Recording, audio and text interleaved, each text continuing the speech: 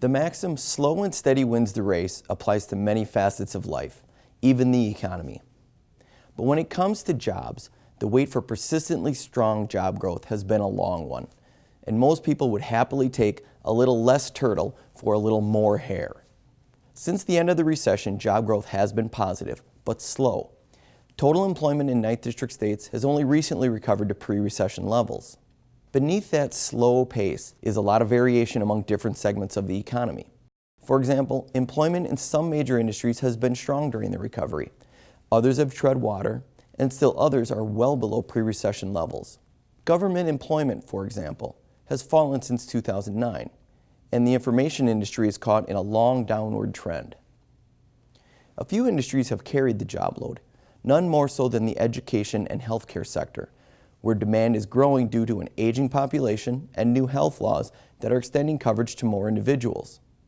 Fairview Health System, for example, is one of Minnesota's largest employers and has grown by 10% in jobs in the last 5 years and has seen job vacancies jump to nearly 1,300. Other industries have taken a longer route to recovery. Both manufacturing and construction are still well below pre-recession job levels, but appear healthier than those figures might suggest. For example, many people equate lower employment in manufacturing with a struggling industry. But sources said the recession created a leaner, more productive industry. Jobs have grown since the end of the recession, and overall output in manufacturing is well above pre-recession levels. Construction employment also continues to lag. Many sources noted improving, even strong conditions, but a lack of confidence in long-term activity. Ironically, amid slow job growth, unemployment rates are falling, and many industries are complaining about a lack of labor.